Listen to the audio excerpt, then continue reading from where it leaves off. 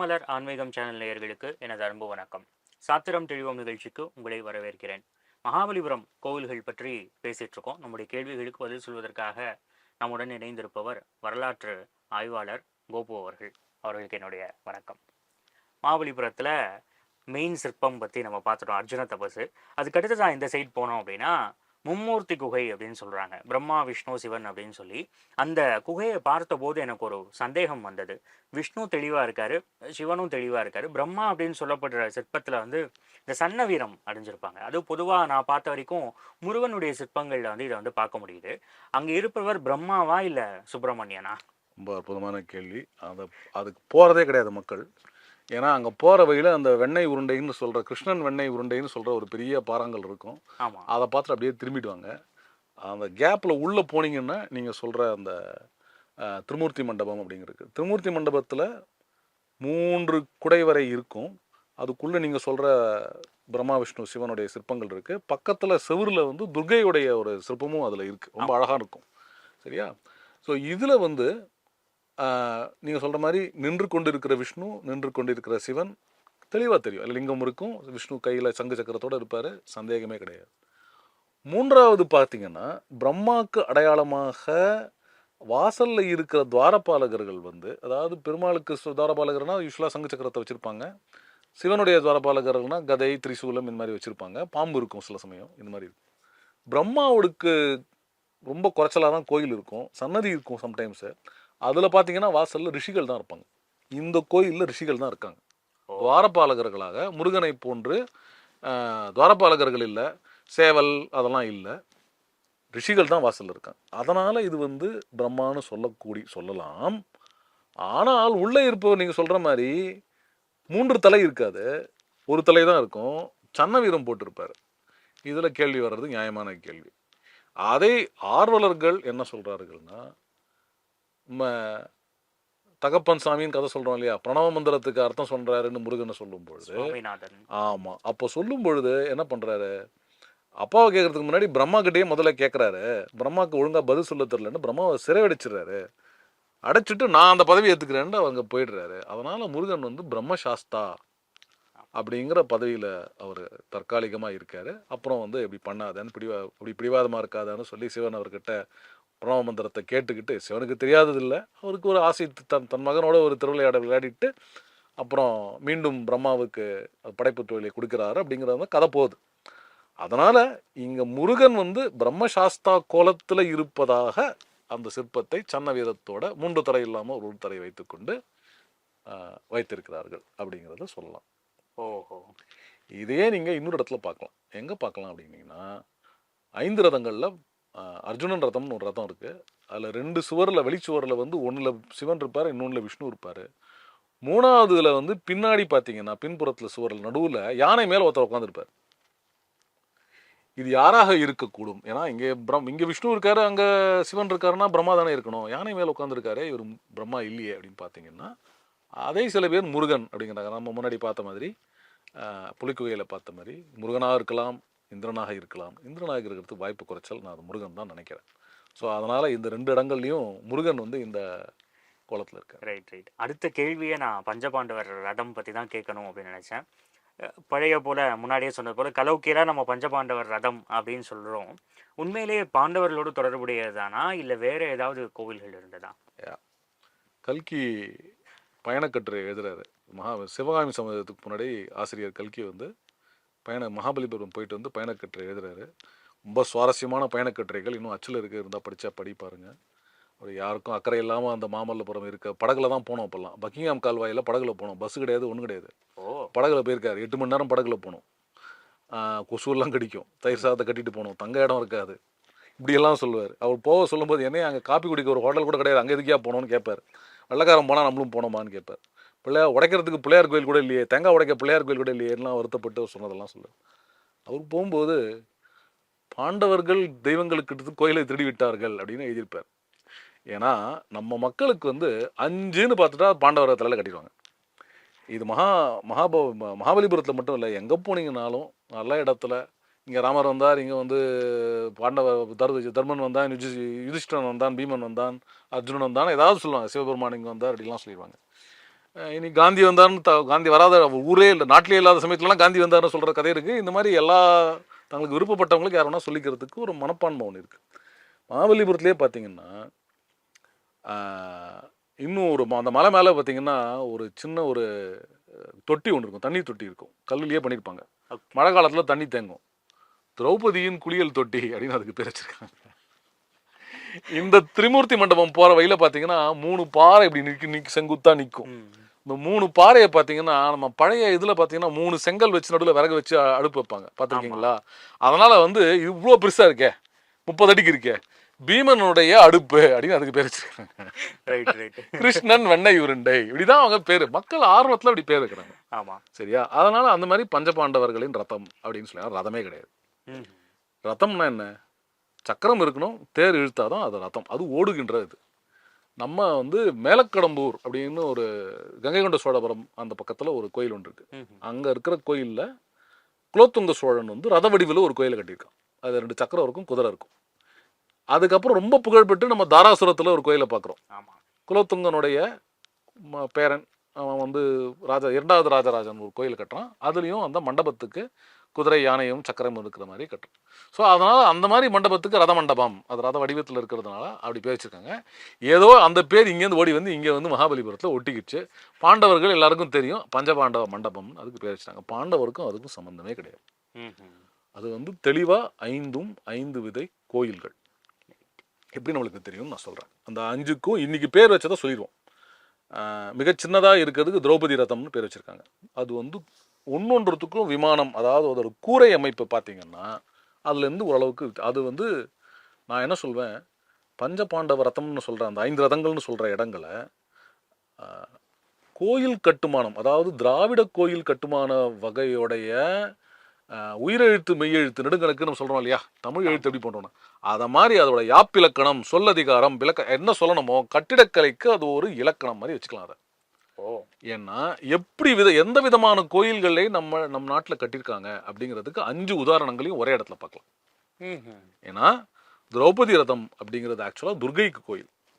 உள்ளேயே பார்க்க முடியும். உள்ள வந்து அந்த திரௌபதி ரதத்துக்கு உள்ளுக்குள்ள துர்கை நின்றுட்டு இருக்கா, மைசாசுர மர்தினியாக நின்றுட்டு இருக்கா.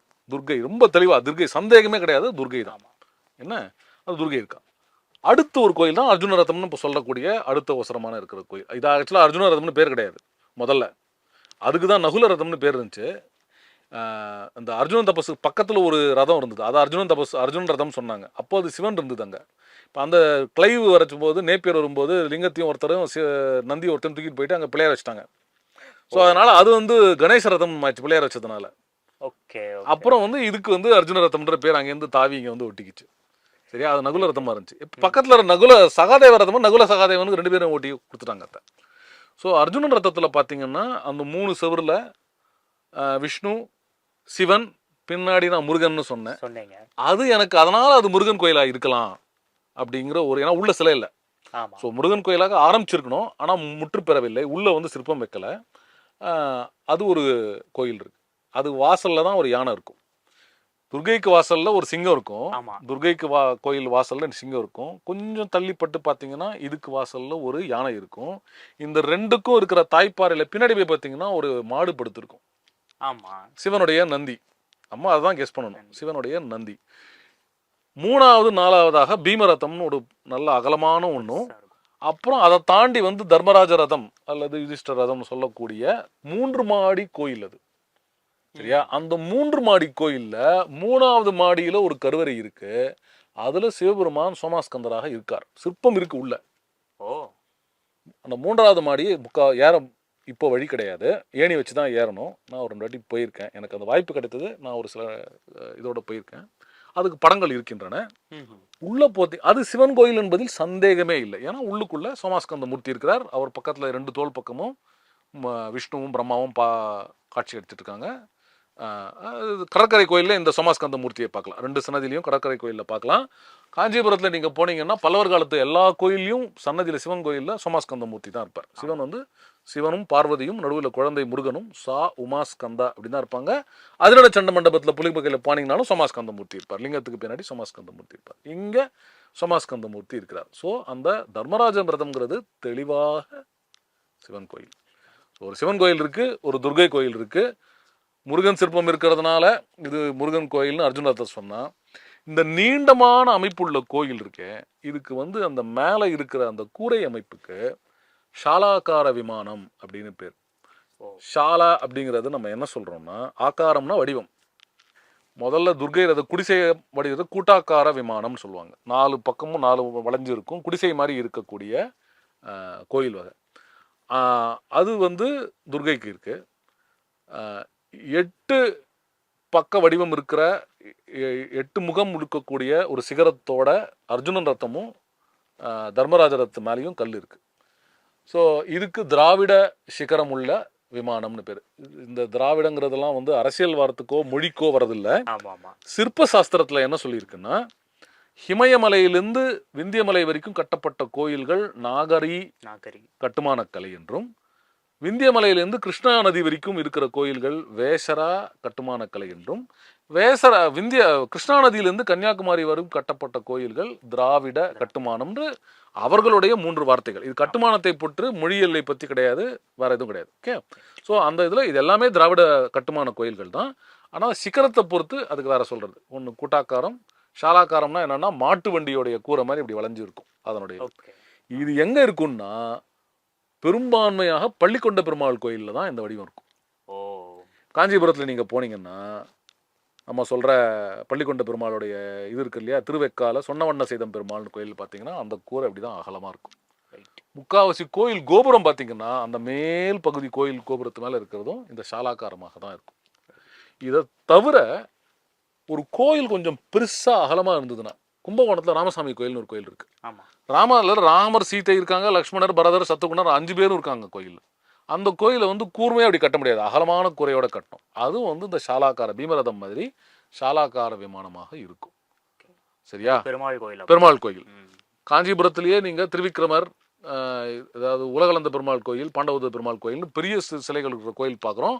அதுவும் ஷாலாக்கார விமானம். அகலமான சன்னதி இருந்ததுன்னா, கருவறை இருந்ததுன்னா அந்த விமானம் வந்து அகலமான கூரை இருக்கும். ஷாலாக்காரம் தான் அதற்கு வந்து சரிப்பட்டதுன்றதுனால இந்த ஷாலாக்கார விமானமாக. அதனால இங்கே ஒரு பள்ளிக்கொண்ட பெருமாளுக்காக சிலை வடிக்கிறதுக்காக முயற்சி ஆரம்பிச்சிருக்காங்க. தூணெல்லாம் பண்ணிட்டாங்க. அந்த பாறையில் அவங்க கட்டும்போது பிளவு வந்திருக்கு. அந்த பள்ளிக்கொண்ட பெருமாளை செதுக்கல. சரியா? பீமரதத்தில் உள்ளே போய் பார்த்தீங்கன்னா இன்னைக்கும் அந்த பாறை பிளவுகள் தெரியும். தூண்லையும் சில இடங்கள்ல பிளவுகள் தெரியும். கோயிலை வெளிப்புறம் ஃபுல்லாக பண்ணிட்டாங்க. உள்ள அந்த சிலை செதுக்கும் பொழுது அது ரொம்ப பாறை டேமேஜ் ஆனதுனால தானாக இயற்கை பழுது ஏதோ ஆயிருக்கு. அதனால சரி இதை முடிக்க முடியாதுன்னு சொல்லி அதை பாதியில் விட்டுருக்காங்க. ஸோ இது வந்து பெருமாள் கோயிலாக இருக்கும். ஸோ சிவன், பெருமாள், முருகன் 4 பேருக்கும் திரிமூர்த்தி மண்டபத்தில் பார்த்த மாதிரி இந்த 4 பேருக்கும் கோயில் இருக்கு. 5ஆவதா ஒரு கோயில் இங்கே ஒன்று இருக்கு. அதை வந்து கஜப்பிரஷ்ட விமானம்னு சொல்றாங்க. அது என்னன்னா, யானை, கஜம்னா யானை, பிரஷ்டம்னா முதுகு பின்பக்கம். கஜப்பிரஷ்டம்னா யானையின் பின்பக்கத்தில் வடிவத்தில் இருக்குது. பக்கத்தில் அது 2 பக்கத்தில் இருக்கும். யானை முதுகு மாதிரியே இருக்கும்.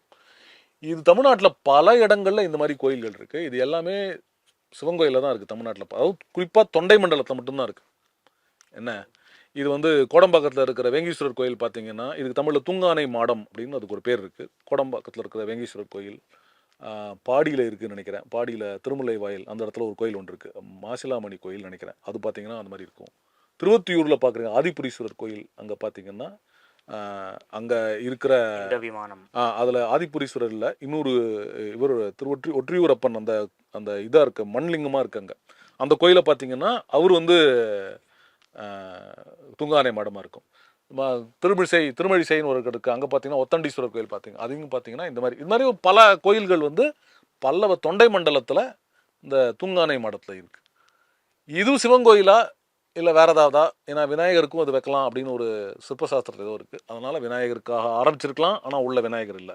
இதில் என்ன சுவாரஸ்யம்னா, அந்த தூணுடைய இப்போ இதை எடுத்துட்டிங்கன்னா, பீமரதத்தை எடுத்திங்கன்னா அந்த தூணெல்லாம் வீட்டிலிருந்த உட்காந்துருக்கிற சிங்கத்துடைய வடிவம் இருக்கும். இதில் பார்த்தீங்கன்னா யானையுடைய தலை அடிவாரம் அந்த தூண்கடியில் இருக்கும். ஸோ அந்த யானை வடிவம் இருக்கிறதுனால கணேசனுக்கு கோயிலாக இருக்கலாமா அப்படின்னாங்க. தனிப்பாறையில் ஒரு விநாயகருடைய ஒரு சின்ன சிற்பம் இருக்குது. அதனால் அதை கருதுவதற்கு ஒரு வாய்ப்பு இருக்குது. அதுவும் 5 விதமான கோயில் கட்டுமான அமைப்பு இருக்குது. அந்த தர்மராஜ ரதம் இருக்கே அது ஒரு பிரமிப்பூடக்கூடிய ஒரு கட்டுமானம். ஏன்னா எல்லா கோயிலையும் மேலேருந்து கீழே குடைஞ்சிருக்காங்க. ஏன்னா மேலேருந்து பூர்த்தியாக முழுசாக எல்லாம் பண்ணியிருக்காங்க, கீழே மட்டும் முடிவாகலை. கீழே வந்து அடித்தளம் மட்டும் எல்லாத்துலேயும் முழுசாக வடிவமைக்கப்படல. தர்மராஜ ரதத்தில் இருக்கிற முதல் மேல் தளமும் சன்னதி இருக்கிற தளமும் நடுவில் இருக்கிற தளமும் உள்ளே நடந்து போகலாம். 2வது தளத்துலேருந்து மேலாவது தளத்துக்கு 3வது தளத்துக்கு போகிறதுக்கு படிக்கட்டு இருக்கு. அங்கே போனீங்கன்னா சூரியன் சந்திரன், அங்கே ஒரு தட்சிணாமூர்த்தி எல்லாம் இருக்காங்க 3 பக்கத்தில். அந்த கர்ப்பகிரவைக்கு 3 பக்கத்தில் அந்த 3 மூர்த்தி இருக்காங்க. 2வது தளத்தை சுற்றி போனீங்கன்னா சிவனுடைய பல வடிவங்கள் இருக்குது. கிருஷ்ணர் வடிவம் இருக்காரு, என்ன ஒரு பணிப்பெண்கள்லாம் இருக்காங்க. ஒருத்தர் அர்ச்சகர் ஒருத்தர் இருக்காரு, பூ தூக்கிட்டு ஒருத்தர் இருக்காரு, ஓதுவார் ஒருத்தர் இருக்காரு, ஒரு தண்ணி தூக்கிட்டு ஒரு பணிப்பெண்ணுடைய சிற்பம். அதாவது வந்து தெய்வங்களுடைய சிற்பங்களை தவிர இந்த மாதிரி பணி சேவர்களுடைய சிற்பமும் அங்கே இருக்கு 2வது தளத்தில். இதெல்லாம் வெளியேந்து தெரியுறது இல்லை. வெளியில இருந்து கேப்ல பாத்தீங்கன்னா தெரியும். ஓகே. நீங்க மேல போனீங்கன்னா ஏணி வச்சு போனீங்கன்னா அங்க போய் பார்க்கலாம், தெரியும். ஆனா இந்த நடுவில் அந்த சாலைகள்லாம் இருக்கும். அது நடுவில் கேப்ல பாத்தீங்கன்னா சில சிற்பங்கள்லாம் தெரியும். ரொம்ப மாமல்லபுரத்திலேயே மிக அழகான சிற்பங்கள்னு சொல்லக்கூடிய ரொம்ப அழகான சிற்பங்கள் அங்க இருக்கு. 3வது தளத்துல, அதாவது தரைமட்டத்து தளத்துல 8 சிற்பம் இருக்கு. இதுல வந்து 6 சிற்பங்கள் சிவனுடைய, 5 சிற்பங்கள் சிவனுடைய வடிவங்கள். பிரம்மா ஒன்று இருக்காரு, ஹரிஹரன் ஒருத்தர் இருக்காரு, சிவன் வந்து அர்த்தநாரியா, ஒரு ஹரிஹரன்னா பாதி விஷ்ணு பாதி சிவன், அர்த்தநாரியா சிவன் ஒரு வடிவத்தில் இருக்காரு, சுப்பிரமணியர் ஒரு இடத்துல இருக்காரு. இதை தவிர ஒரு சிற்பம் வந்து நரசிம்ம பல்லவனாவே இருக்கலாம் அப்படின்னு. ஏன்னா அவர் வந்து மற்ற எல்லா சிற்பமும் 4 கையில் இருக்கு, ஆசீர்வாத போதத்தில் இருக்கு. இது மட்டும் வந்து அப்படி இல்லாமல் இருக்கார், 2 கையோடு இருக்காரு. அதனால இது பல்லவ மன்னனாக இருக்கலாம், இல்லை விஷ்ணுவாகவும் இருக்கலாம் அப்படின்னு சில பேர் சொல்றாங்க. ஸோ அந்த சிற்பம் இருக்கு. இதுல மட்டும்தான் அந்த பஞ்சபாண்ட ரதங்கள்ல கல்வெட்டு இருக்கு. அந்த கல்வெட்டு எல்லாமே நரசிம்ம பல்லவனுடைய பலவேறு பட்டப்பெயர்கள். நரசிம்மன் ஒரு இடத்துல இருக்கு, அத்தியந்த காமன், புவனபாஜனன், திரைலோக்கியவர்தனன், இந்த மாதிரி நிறைய அவருடைய பட்டப்பெயர்கள்லாம், ஸ்ரீ மேகன், இந்த மாதிரி பல எல்லாம் சமஸ்கிருதத்தில் கிரந்த கல்வெட்டில் அவருடைய பெயர்கள்லாம் இருக்கு. ரைட்.